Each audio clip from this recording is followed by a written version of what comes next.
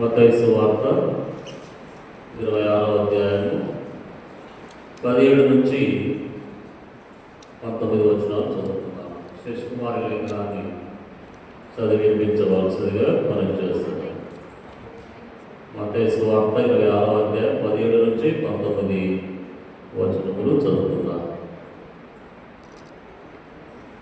పరిశుద్ధ గ్రంథం నుండి మత్తయి సువార్త 26వ అధ్యాయము 17 నుంచి 19 వచనాలను చదువుకుందాం. పులియని రొట్టెల పండుగలో మొదటి దినమందు శిష్యులు యేసు వద్దకు వచ్చి, పస్కాను భుజించుటకు మేము నీ కొరకు ఎక్కడ సిద్ధపరచబోరుచున్నామని అడిగి, అందుకు ఆయన, మీరు పట్టణమందు ఫలోని మనుషుని యొద్దకు వెళ్ళి, నా కాలము సమీపమై ఉన్నది, నా శిష్యులతో కూడా నీ ఇంట పస్కాను ఆచరించదనని బోధకుడు చెప్పుచున్నాడని అతనితో చెప్పుడని. యేసు తమ ఆజ్ఞాపించిన ప్రకారం శిష్యులు చేసి పస్కాను సిద్ధపరిచి, దేవుడు తన పరిశుద్ధ వాక్యము మన వినికిడిలో దీవించుగాక. క్రీస్తునందు ప్రియమైన వారలారా, ఈ 40 దినముల ఉపవాస ప్రార్థన కూడికలో ఈ 39వ దినం దేవుని సన్నిధిలో చేరి ఇంతవరకు దేవుని నామమును పాటలతో మనం స్తుతించినాం. ముఖ్యంగా గతించిన ఆదివారం మొదలుకొని ఈ శ్రమల వార చరిత్రలో మరి ఆయన సోమవారం ఆయన చేసిన కార్యం ఏంటి, మంగళవారం ఆయన చేసిన కార్యము, బుధవారం ఆయన చేసిన కార్యము ప్రతి దినం కూడా మనము తెలుసుకుంటూ వచ్చి ఉన్నాం. మరి గురువారం కూడా ఆయన చేసిన కార్యం ఏంటో మనము దేవుని యొక్క వాక్యమును ధ్యానిస్తే మంచిదని మనం చేస్తున్నాం. ఎందుకంటే ఈ 40 దినాలు ఒక ఎత్తైతే, ఈ వారంలో జరిగేటువంటి అంటే ఈ యొక్క శ్రమల చరిత్ర జరిగేటువంటిది ఒక ప్రత్యేకత ఉన్నట్టుగా మనం గమనించవలసినటువంటి వారమైన. ముఖ్యంగా ఈ దినమున ఆయన చేసిన కార్యాలు 4 ఉన్నాయి. చాలా చేశాడనే కార్యాలు, కానీ మనం ప్రాముఖ్యమైన వాటిని తెలుసుకుంటున్నాం అంతే. సోమవారం అయితేనేమి, మంగళవారం అయితేనేమి, బుధవారం అయితేనేమి ఆయన చేసిన కార్యాలు చాలా ఉన్నాయి, కానీ వాటిలో ప్రాముఖ్యమైనవే మనం తెలుసుకుంటున్నాం. అదే రీతిని ఈ దినములుగా 4 ప్రాముఖ్యమైనటువంటి అంశాల గురించి మనము తెలుసుకుంటున్నాం. మొట్టమొదటి ఏంటంటే పస్కాను సిద్ధపరచడం. ఆయన చేసినటువంటి కార్యాలలో మొట్టమొదటి కార్యం ఏంటంటే పస్కాను సిద్ధపరచడం. ఇప్పుడు చదివిన కదా లేదన్నా మనం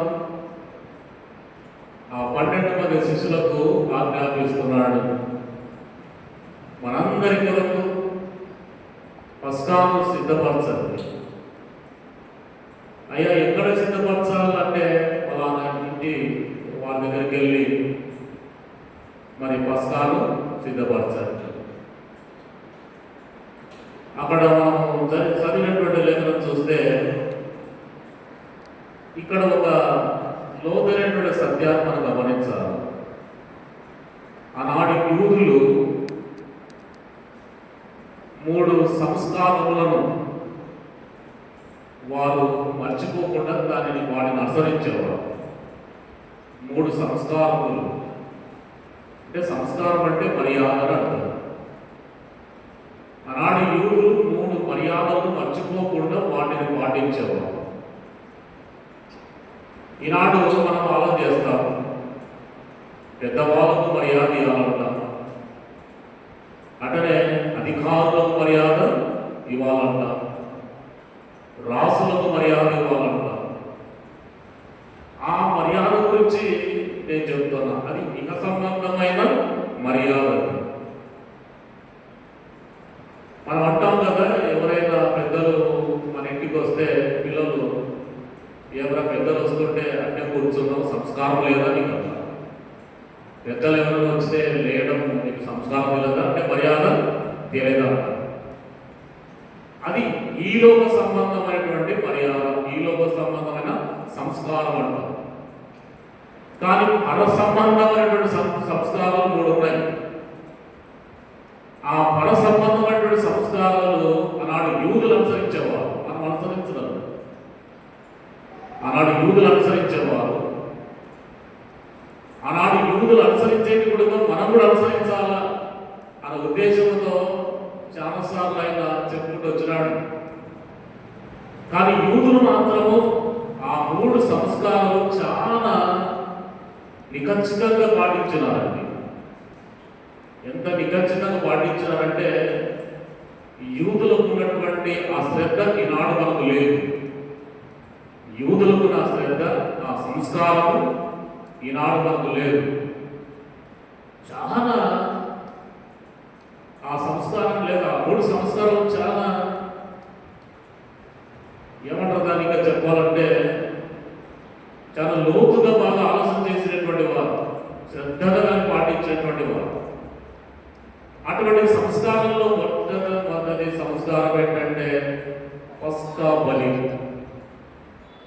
పస్కా బలి అనేటువంటిది ఒక సంస్కారం. ఇది యూదులు ఆచరించే సంస్కారంలో పస్కా బలి అనేటువంటిది ఒక ఆచారం. అంటే ఆచారం కాదు, అదొక మర్యాద, మర్యాదకు సూచన అంటారు.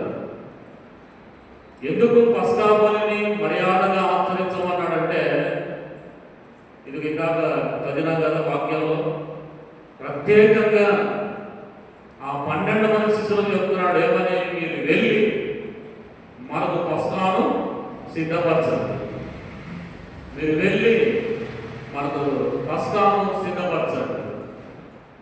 వారు వెళ్ళి ఒక ఇంటిలో పస్కాను సిద్ధపరచిన సందర్భాన్ని మనం అక్కడ చూస్తున్నాం. నిజంగా గమనించండి, ఆనాడు యూదులు ఏటాగా వచ్చేటువంటి పస్కాను చాలా చెప్పాలంటే చాలా లోతుగా దానిని బాగా పాటించిన వాడు, చాలా భక్తి శ్రద్ధలుగా పాటించిన వాడు. యూదులకు పస్కా పండుగ అంటేనే ఒక ప్రత్యేకమైనది. అటువంటి పస్కా పండుగలో పస్కా బలి అంటే కూడా ఒక ప్రత్యేకమైనటువంటిది. అందుకని యేసుక్రీస్తు ప్రభువు వారు ఏటేటా పస్కా పండుగకు యెరూషలేమునకు వచ్చేవాడని వార్తలు ఖచ్చితంగా వచ్చేవాడంట. ఏటేటా యేసయ్య తీసుకుని వచ్చేవాడంట. మరి యోసేపులు అంటే ఆ పస్కా పండుగను అంత భక్తి శ్రద్ధలతో అనుసరించేవారు. ఆనాడు యేసయ్య కూడా యేసుక్రీస్తు ప్రభువుగా అంత భక్తి శ్రద్ధలతో ఆచరించిన వాడు ఈ పస్కా. ఎందుకంటే అదొక మర్యాద అంట, అదొక మర్యాద అంట. అది ఏటేట అది ఒకవేళ యెరూషలేము దేవాలయం దగ్గర ఉన్న వాళ్ళు వెళ్తుంటారేమో, ఒకవేళ దగ్గర సమీపం ఉన్న వాళ్ళు యెరూషలేము దేవాలయానికి ప్రతిరోజు వెళ్తుంటారు, దేవాలయానికి వెళ్ళి దేవుని ఆరాధిస్తుంటారు. కానీ యేసుక్రీస్తు ప్రభు యెరూషలేముకు చాలా దూరంగా నజరేతులు ఉన్నారు కాబట్టి, నజరేతు నుంచి రావడానికి వారికి అవకాశం లేదు కాబట్టి ఏటేట వారు ఖచ్చితంగా ఈ పస్కా పండుగకు వచ్చేవారు, మర్చిపోకుండా. ఇప్పుడు ముస్లిమ్స్ వాళ్ళు ఉన్నారు, వారి ఖచ్చితంగా సంవత్సరానికి ఒకసారి మక్కా యాత్ర చేయాలంటారు. మక్కా యాత్ర చేస్తేనే అది వారికి మర్యాద అంటారు. అంటే దానికి సంస్కారం అంటే అదంతా వారికి. అందుకని వాళ్ళు అడుగుతుంటారు, ఒకసారైనా మక్కాకు పోయినామంటే లేదు పోలేదంటే అయితే నీకు సంస్కారము చేయలేదు అనే వాళ్ళు అంటారు. మక్కాకు పోయి వస్తే అది సంస్కారం అంట, అది మర్యాద అంట ముస్లిం సహోదరులకి. కానీ ఈనాడు మనం కూడా యెరూషలేముకు పోయేస్తే అది కూడా యెరూషలేముకు పోయి యెరూషలేము ఉన్నటువంటి దేవాలయం సందర్శించి వస్తే అది కూడా ఒక సంస్కారం, మనకు ఒక మర్యాదనే. ఎందుకంటే యెరూషలేము దేవుడు సంచారం చేసిన ప్రదేశం అని. అంతేకాదు ఆ యెరూషలేములో దేవుడు పస్కా పండుగను ఆచరించిన వాడు అని తెలుసుకోవడానికి వెళ్ళి రావడం అనేటువంటి తప్పేం కాదు. అదొక సంస్కారమే, అదొక మర్యాదనే మనకు. కాబట్టి ఆనాడు యూద జనాంగము ఖచ్చితంగా ఈ సంస్కారం అనేటువంటిది ఆచరించేవారు ఇదే పస్కా పండుగ. ఆ పస్కా పండుగను యేసయ్య కూడా ఆచరిస్తున్నాడు. ఎందుకు ఆచరిస్తున్నాడు? మర్యాద అది, సంస్కారం అది, తెలుసుకోవాలి, జనాలను తెలుసుకోవాలి, ప్రజలు తెలుసుకోవాలి. ఆ సంస్కారం తర్వాత ఇంకొక సంస్కారం ఏంటంటే, ఇంకొక మర్యాద ఏంటంటే బాప్తిస్మం. ఇది ప్రతి యూదుడు ఆచరిస్తున్నటువంటి మరి ఒక సంస్కారం. మొదటిదేమో పస్కా బలి అంటే పస్కా పండుగ, రెండవదేమో బాప్తిస్మం. బాప్తిస్మం కూడా ఖచ్చితంగా నిఖచ్చితంగా నాడు యూదులు తీసుకునే వాళ్ళు అన్నట్టు, తీసుకుంటేనే సంస్కారం అంట వారికి, తీసుకుంటేనే దేవుణ్ణి గౌరవించినట్టు అంట. పస్కా పండుగను ఆచరిస్తే దేవుని గౌరవించినట్టు ఎట్లా ఉంటుందో, బాప్తిజం తీసుకుంటేనే దేవుణ్ణి గౌరవించినట్టుగా, అది ఒక సంస్కారంగా, ఒక మర్యాదగా ఆలోచన చేసి ప్రతి ఒక్కరు కూడా బాప్తిజం తీసుకునే వాళ్ళంట. ఆనాడు యూదులు తెలిసిన వాళ్ళు, ప్రభు గురించి బాగా క్షుణ్ణంగా తెలుసుకున్న వాళ్ళు ఖచ్చితంగా ప్రభు రాత్రి భోజనము చేయడానికి బాప్తిజం తీసుకునేవాళ్ళు. కాబట్టి ఆలోచన చేయండి, ఈనాడు ప్రతి క్రైస్తవ జనాంగము ఆచరించవలసినటువంటి సంస్కారాల్లో మొదటి సంస్కారం ఏంటంటే పస్కా పండుగ. ఒకవేళ ఇప్పుడు అది లేదు మనకు, అప్పుడు యూదులకు ఉండేది పస్కా పండుగ. ఇప్పుడు ఆ పస్కా పండుగ అనేటువంటిది మనకు లేదు. అయితే ఒకవేళ నువ్వు పస్కా పండుగను ఆచరించకపోతే దాన్ని ప్రక్కన పెట్టి నువ్వేం చేయాలా? బాప్తిసానికి సిద్ధపడు. ఆనాడు యూదులు పస్కా పండుగను బహుగా శ్రద్ధతో బహు శ్రద్ధతో పాటించేవాళ్ళు. ఆ పస్కా పండుగ ఇప్పుడు లేదు మనకు, అది యూదుల మట్టికే. అయితే ఇప్పుడు దేవుడు మనకు రెండు మర్యాదలు ఆచరించమంటున్నాడు. ఏమిటంటే, నీవు నాకు విలువ ఇచ్చినావంటే, నీవు నాకు గౌరవం ఇచ్చినావంటే, ఆ గౌరవం తీరుతుందంటే నువ్వు ప్రభు అయిన యేసుక్రీస్తు నామములో బాప్తిజము తీసుకుంటేనే అది దేవుడికి నువ్వు ఇచ్చే మర్యాద. ఎవరైతే ప్రభు అయిన యేసుక్రీస్తు నామములో బాప్తిజం తీసుకుంటారో, అలా బాప్తిజం తీసుకున్న ప్రతి వారు కూడా దేవుడికి ఇచ్చే మర్యాద అంటారు. ఒకవేళ పస్కా పండుగ అంటే అలాంటి యూదులు ఆచరించేవారు, ఇప్పుడు మనకు లేదు. ఓకే, అది తీసి పక్కన పెట్టేసి. కానీ నెక్స్ట్ ఉంది కదా ఇంకొక సంస్కారం, ఏంటది? బాప్తిజం. ఎవరైతే ప్రభు అయిన యేసుక్రీస్తు నామములో బాప్తిజం తీసుకుంటారో అటువంటి వారందరూ దేవుని యొక్క క్రియలకు దేవునికే మర్యాద ఇచ్చిన వారంట.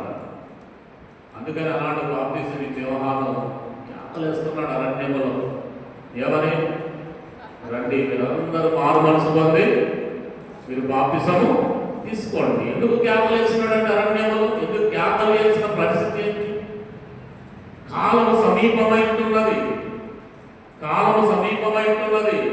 ప్రతి ఒక్కరు కూడా బాప్తిజం తీసుకోండి. అలా బాప్తిజం తీసుకుంటే మీరు పరిశుద్ధాత్మ దేవునికి మర్యాద ఇచ్చినట్టు, పరిశుద్ధాత్మ దేవునికి విలువ ఇచ్చినట్టు, పరిశుద్ధాత్మ దేవుని క్రియలను గౌరవపరిచినట్టు అనే ఉద్దేశంతోనే ఆనాడు బాప్తిజం ఇచ్చే యోహాను ఏం చెప్పినాడు? అరణ్యంలో కేకలేసిన రండి మీరందరూ కూడా బాప్తిజము తీసుకోండి అని. నిజంగా బాప్తిజం తీసుకుంటం వలన నీకెంత ప్రయోజనం అండి? ప్రభు అయిన యేసుక్రీస్తు నామములో నువ్వు బాప్తిజం తీసుకుంటున్న వలన నీకు ఎంత ప్రయోజనం తెలుసునా? నీ పాత బ్రతుకు ఏదైతుందో పాతి పెట్టబడి నూతనమైనటువంటి జీవితాన్ని నువ్వు పొందుతావు బాప్తిజం వలన. బాప్తిజం వలన నీ పాత బ్రతుకు ఏదైతుందో దాన్ని పాతి పెడతాడు దేవుడు. బాప్తిజం వలన నువ్వు మనం నూతనమైన వ్యక్తిగా తయారైపోతావు. అందుకనే యూదులు వీటిని గొప్ప సంస్కారం లెక్క పాటించుకుంటూ వచ్చినారండి. ఆ పస్కా బలి, బాప్తిజం అనేటువంటిది. అంతేకాదు యేసుక్రీస్తు ప్రభువున్న ఆయన లేకపోయినప్పుడుగా ఈ బాప్తిజానికి ఎంతో విలువ ఇచ్చినాడు కదా, ఎంతో విలువ ఇచ్చినాడు. అయితే ఆ బాప్తిజం తీసుకున్న తర్వాత మూడవ సంస్కారం ఏంటంటే ప్రభు రాత్రి భోజనం. ఏమంటే ఆనాడు యూదులు ఆచరించే మర్యాదలు ఇవి. ఆనాడు మర్యాదలు ఇవి వీటిలో ఏ ఒక్క మర్యాద ఆచరించకపోయినా వాడు యూదుడు కాదు, వాడు యూదుడే కాదు కదా, యూదేతరుడు అంటే వాడు అన్యులుగా కాదు. మనం అంతే. ఖచ్చితంగా యూదులు అనేవారు పస్కా పండుగ ఆచరించాలా, యూదులు అనేవారు ఖచ్చితంగా బాప్తిజం తీసుకోవాలా, యూదులు అనేవారు ఖచ్చితంగా ప్రభు రాత్రి భోజనములో చేయాలి. ఈ మూడు చేసిన వాడే క్రైస్తవుడు, ఈ మూడు ఆచరించిన వాడే నిజమైన క్రైస్తవుడు. ఈ మూడింటిలో ఏ ఒక్కటి లేకపోయినా పస్కా పండుగ వద్దులేండి, దాన్ని తీసేయండి, మనకు లేదు. ఎందుకంటే పస్కా బలి అనేది ఒకసారి కదా జరిగేది. ఏమండి, పస్కా బలి అనేది ఒకసారి జరిగేది. ప్రతిసారి పస్కా బలి జరగదు. ఎందుకంటే ఒకసారి ఆయన నీ నిమిత్తం నా నిమిత్తం శిలువలో బలియాగమైనాడు. అలా బలియాగమైనందుకు దానిని ఏమన్నారు? పస్కా బలి అన్నారు. ఒక్కసారి పస్కా బలి జరిగేది, పదే పదే జరగదు. కొంతమంది పస్కా పండుగలు పెడతారు, ఎన్నిసార్లు పస్కా బలులు అర్పిస్తారండి? అది మంచిది కాదు, సత్యమైనది కాదు. అది పస్కా పండుగను పెట్టి పస్కా బలిని పెట్టి ఆచరిస్తుంటారు, అది మంచిది కాదు. ఎన్నిసార్లు దేవుడు బలిస్తాం? ఒకేసారి బలైపోయినాడు. నీ కొరకు నా కొరకు ఒకేసారి శిలువలో బలైపోయినాడు. కాబట్టి ఒకసారి పస్కా బలి జరిగింది, ఇక మళ్ళీ మళ్ళీ బలి ఇవ్వాలంటే కాదు, మంచిది కాదు, సత్యమైనది కాదు, సత్యమైన బోధ కాదు. కాబట్టి ఆ పస్కా పండుగ మనకి ఇప్పుడు అవసరం లేదని పక్కన పెట్టేసండి. ఆనాడు యూదులకు ఉండేది, దానికి క్రైస్తవ జనాంగమైనటువంటి మనకు బాప్తిస్మము ఒక సంస్కారం. ప్రభు అయిన యేసుక్రీస్తు నామములో నువ్వు మారు మనసు పొంది బాప్తిస్మని రక్షింపబడు, అది దేవునికి నువ్వు ఇచ్చే గౌరవం. అందుకనే ఎవరైతే ప్రభు అయిన యేసుక్రీస్తు నామములో బాప్తిస్తుంటారో వారు ఖచ్చితంగా ప్రభు బలలో చేవేసే యోగ్యత దేవుడు వారికి ఇచ్చినాడు. నిజంగా బాప్తిజం తీసుకుంటే ప్రభు బలలో చేవేసేటువంటి గొప్ప ఒక ధైర్యం ఉంటుంది. ఎందుకు బాప్తిజం తీసుకోమంటున్నాడు దేవుడు? నా శరీరం తినేవాడు నా రక్తం త్రాగడానికి అర్హత ఉండాలి. ఏం అర్హత? బాప్తిజమైనటువంటి అర్హత ఉండాలి.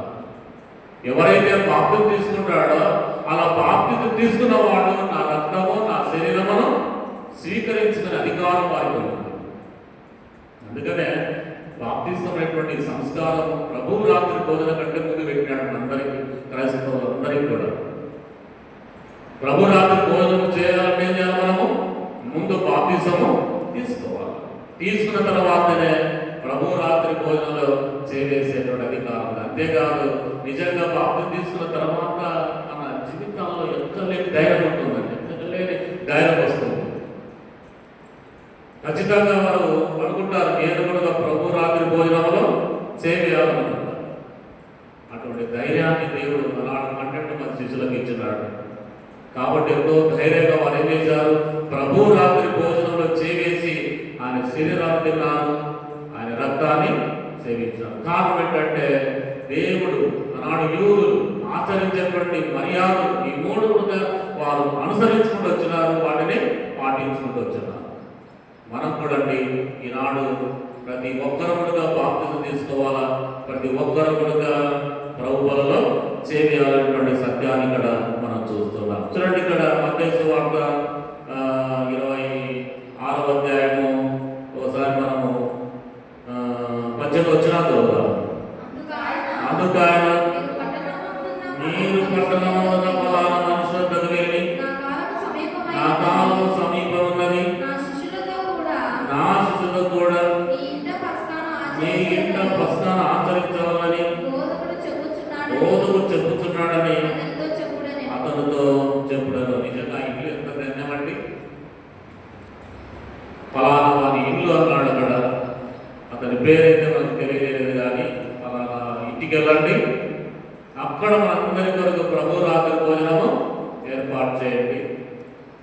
మరి ప్రభు రాత్రి భోజనం ఏర్పాటు చేయమని చెప్పగానే అందరూ ఖచ్చితంగా ఒక మేడలను చూపిస్తాడు, అన్ని సిద్ధపరుస్తాడు, అన్ని సిద్ధపరిచి మీకు ఏర్పాటు చేస్తాడు. అక్కడ మనకు ప్రభు రాత్రి భోజనము ఏర్పాటు చేయండి అన్నాడు.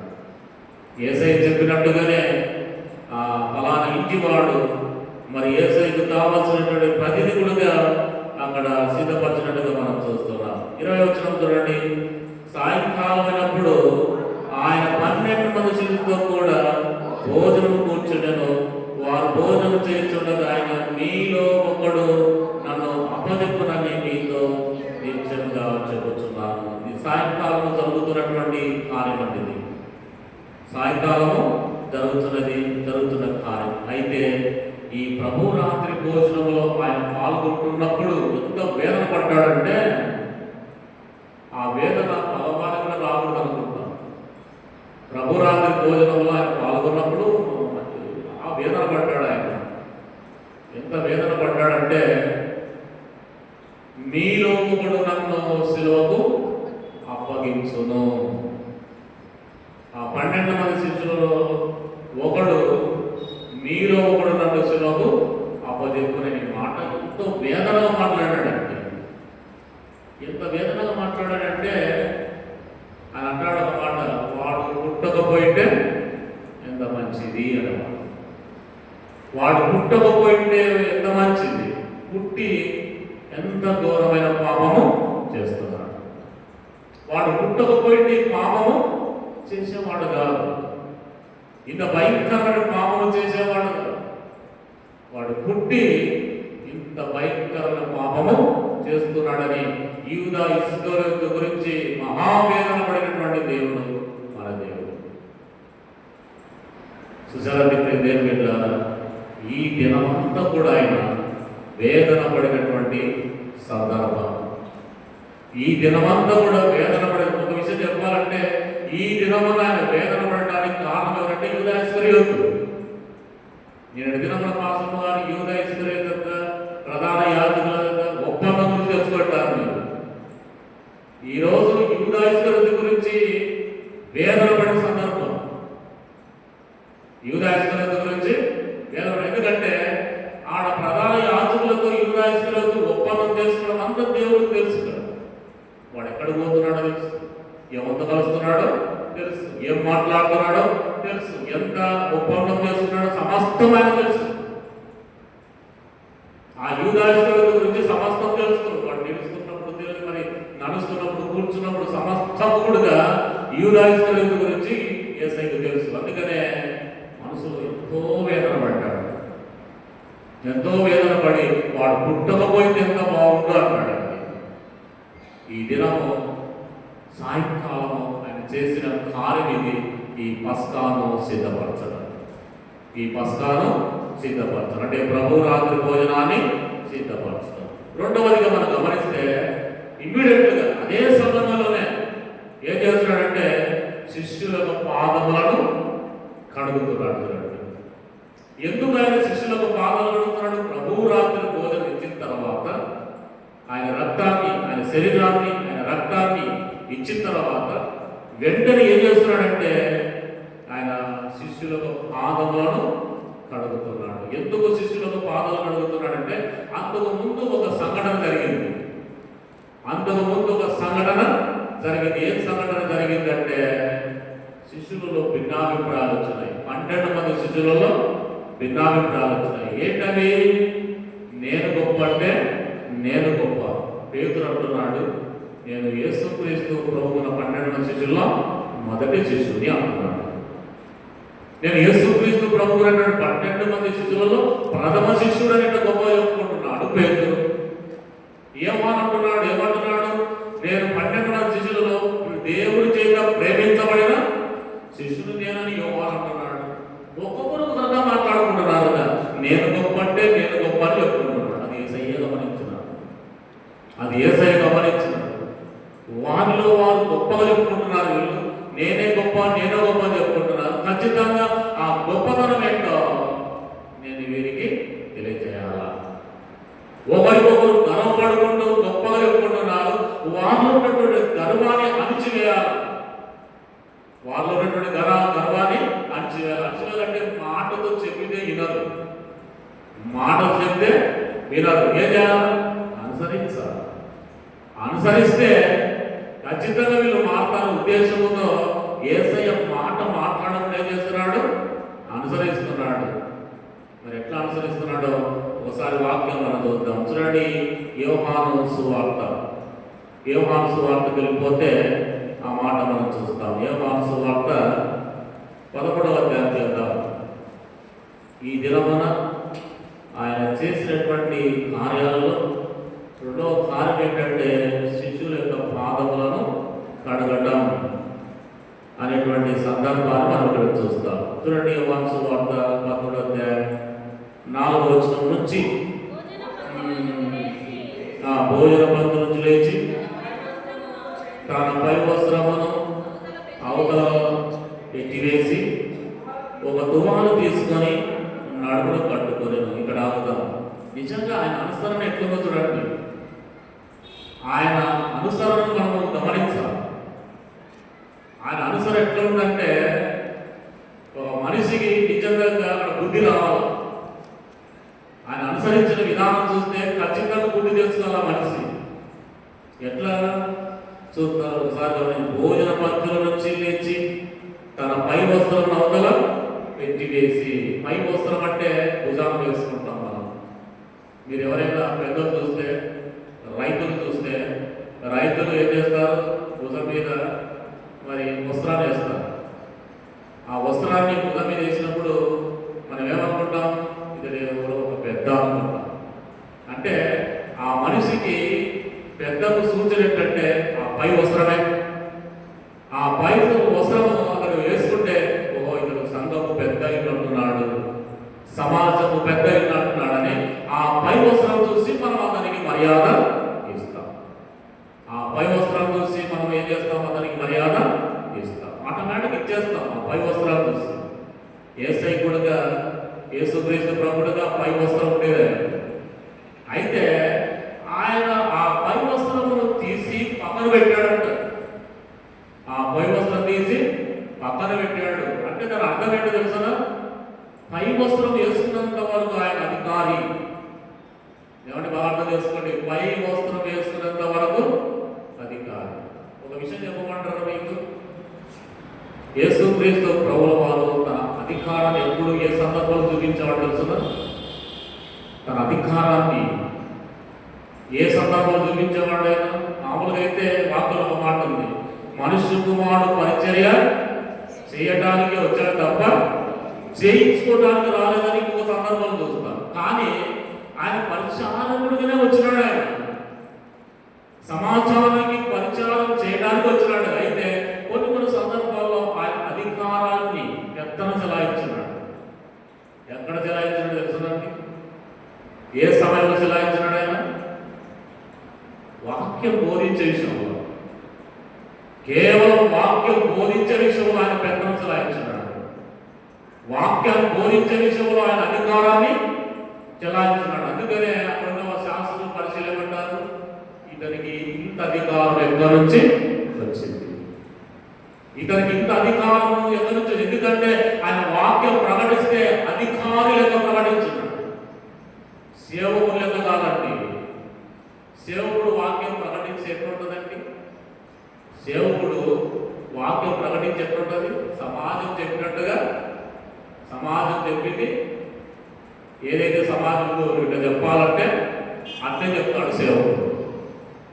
ఇదోసారి సేవకుడివి, నేను చెప్పినట్టుగా నువ్వు చెప్పాలా అంటే సేవకుడిన వాడు అట్లా సమాజం చెప్పింది చేస్తాడు. కానీ అధికారిగా ఉన్నవాడు వాక్య విషయంలో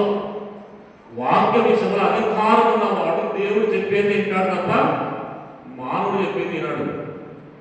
అందుకని యేసుక్రీస్తు ప్రభువు వారు ఎక్కడైనా సరే వాక్యం బోధిస్తుంటే అధికారంతో బోధించినాడు. ఆయన సేవకులు లెక్క బోధించలే.